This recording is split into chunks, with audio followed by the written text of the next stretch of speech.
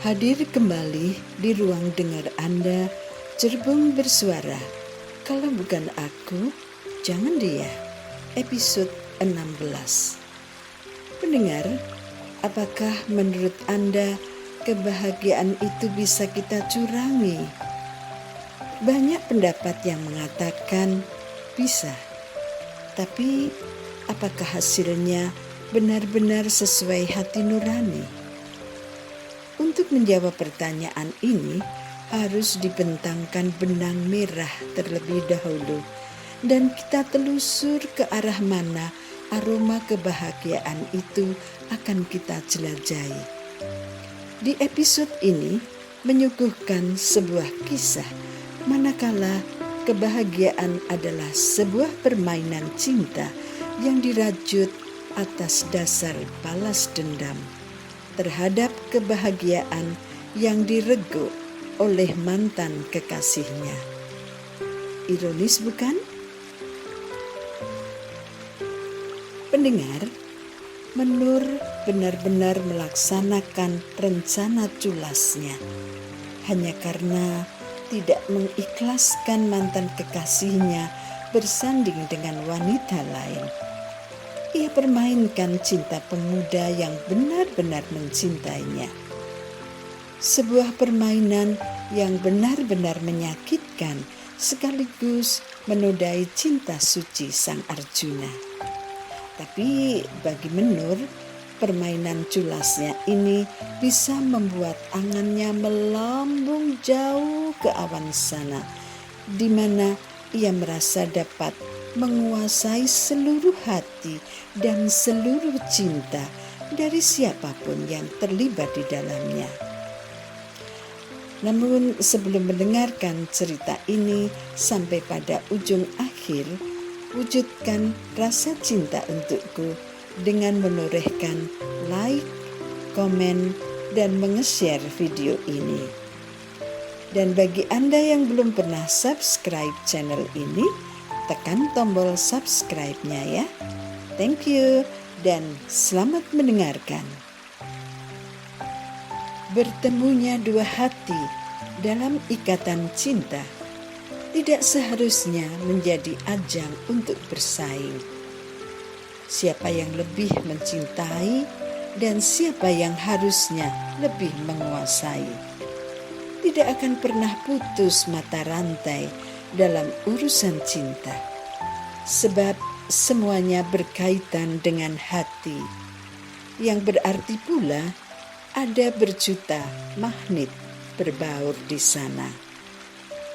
Rasa sayang, naluri, dan belas kasih. Ada juga rasa benci, cemburu, sakit hati, maupun ingin menang sendiri. Jika kekasih hati pergi untuk orang lain, bisakah kita mengatakan, "Semoga kamu bahagia meskipun tidak denganku"? Itu kata-kata klise. Hanya biar kita ini dikira sebagai manusia berhati lapang, orang yang luhur budinya. Kalau kita mau jujur, ketika kita melihat orang yang kita cintai hidupnya menderita karena selalu mengingat kita dan masih mencintai kita, maka kita akan merasa senang dan bangga. Tidak ada seorang pun yang menginginkan orang yang kita cintai hidup bahagia kecuali dengan diri kita.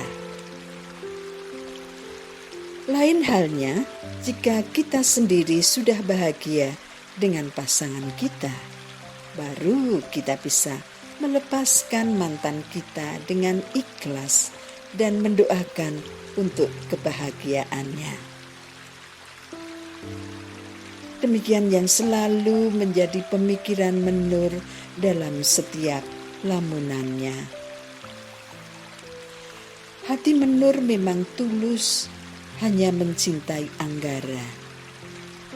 Ia memang pernah mengatakan kepada Anggara untuk meninggalkan dirinya dan mempersilahkan Anggara menikahi wanita lain pilihan orang tuanya. Tapi ucapannya itu hanya sebatas di bibir saja. Hatinya mana mungkin ikhlas. Mana ada wanita yang bisa merelakan pacarnya pergi ke lain hati. Ternyata ucapannya itu dianggap serius oleh Anggara. Tanpa babi bu, Anggara langsung berpaling darinya. Hal ini membuat Menur tidak hanya sakit hati.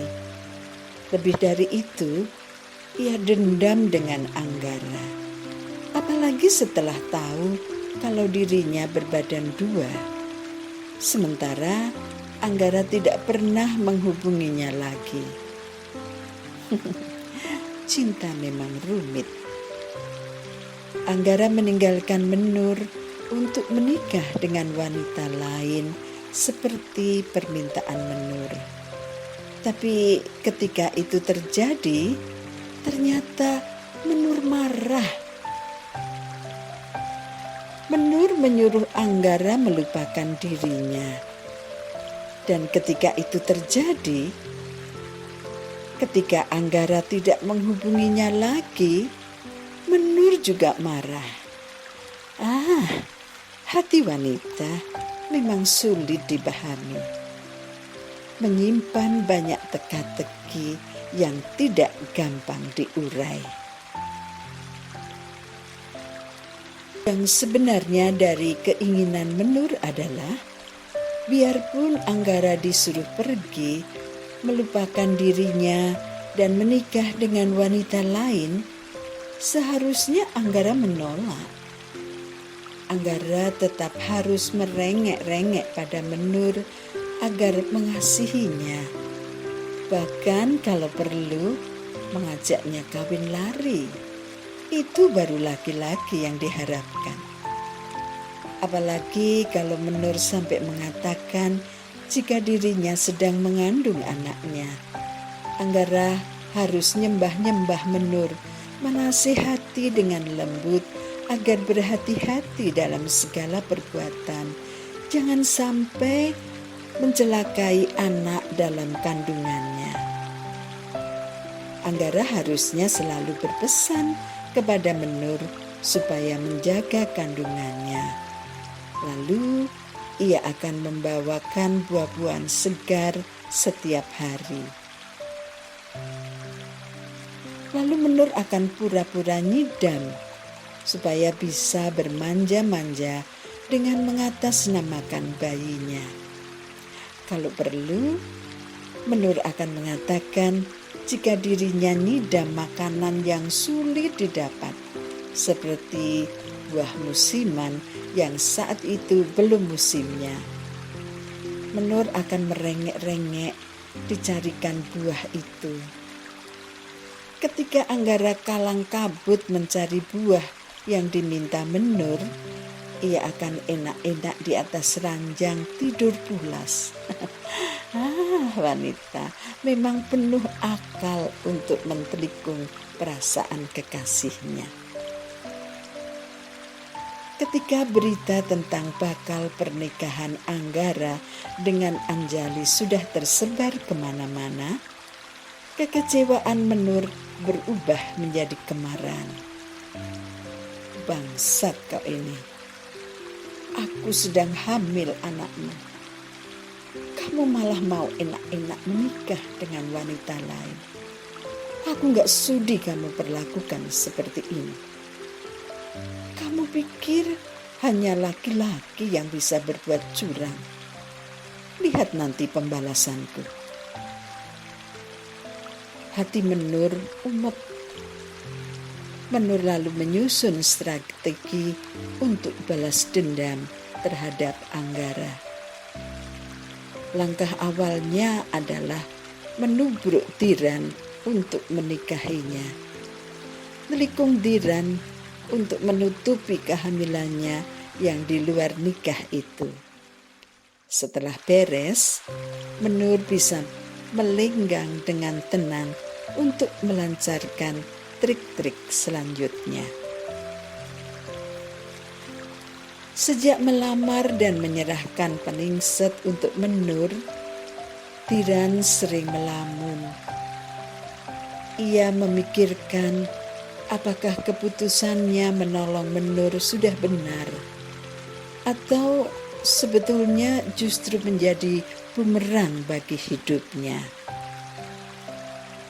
Tiran membayangkan kebahagiaan orang tuanya yang meluap-luap ketika mereka tahu dirinya minta dinikahkan dengan Menur. Apa yang akan terjadi dengan kedua orang tuanya jika mereka tahu kalau pernikahan yang ia lakukan hanyalah pura-pura? Hanya sampai anaknya Menur lahir. Hancurnya lagi, mereka tidak tahu jika anak yang bakal lahir bukan anak Tiran, bukan cucu mereka. Tiran bingung dengan keputusannya sendiri yang sudah terlanjur itu. Ran, sibuk perhatikan kok kamu tuh akhir-akhir ini sering melamun tole. Ada apa? Katakan saja pada Simbok le. Simbokmu ini akan membantumu dengan sekuat tenaga. Apa masih ada yang kamu inginkan yang belum Simbok penuhi? Tiran tersenyum. Ia merangkul Simboknya sambil menggoyang-goyangkan pundaknya. Bahagianya aku dan bangganya aku punya Simbok seperti ini. Tiran menciumi pipi Simboknya, bahkan mencemol kedua pipi Simboknya, lalu digoyang-goyangkan ke kanan dan ke kiri. Semua sudah Simbok berikan kepadaku. Saya tidak minta apa-apa lagi kok, Mbok. Hanya doa restu Simbok. Simboknya terkekeh sambil berusaha melepaskan diri dari rangkulan anak kesayangannya itu.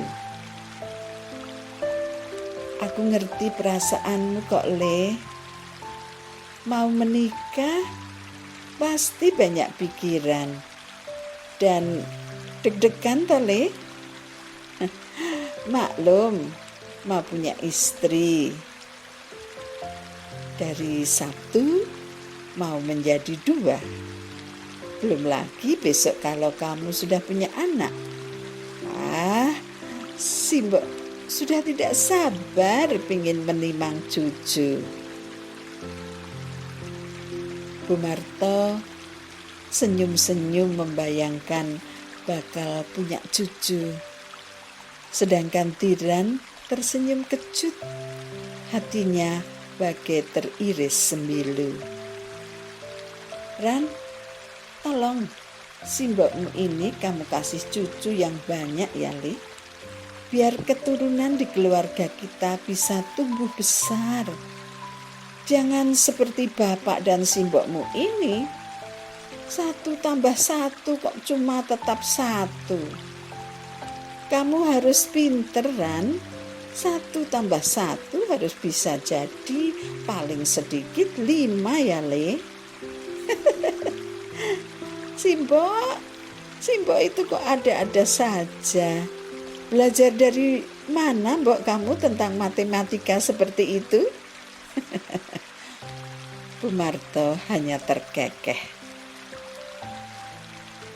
Dari cuma keguyon Simboknya, Tiran mulai berpikir betapa orang tuanya akan sangat kecewa jika tahu bahwa anak yang bakal lahir dari perut istrinya sebetulnya bukan anaknya. Tiran tidak sampai hati menyakiti bapak dan Simboknya. Hidup mereka hanya untuk menyayangi Tiran, anak satu-satunya. Mereka bekerja keras hanya untuk tiran. Mereka hidup karena mencintai tiran dan memikirkan masa depan tiran. Dari pemikiran yang berhari-hari ia lakukan, bahkan berminggu-minggu, tiran akhirnya berjanji pada dirinya sendiri untuk memaafkan Menur dengan tulus. Ia akan menerima Menur dengan apa adanya, akan mencintai dan memperlakukan istrinya itu dengan baik dan semestinya. Tiran akan menganggap anak Menur yang bakal lahir nanti seperti anak kandungnya sendiri. Bahkan Tiran akan memegang teguh harapan simboknya untuk memberi cucu yang banyak.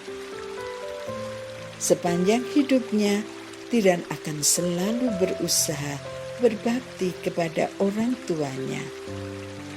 Selamanya Tiran akan membahagiakan bapak dan simboknya. Meskipun ia harus menyimpan akar kepahitan dalam hatinya sepanjang hayat. Tiran rela semua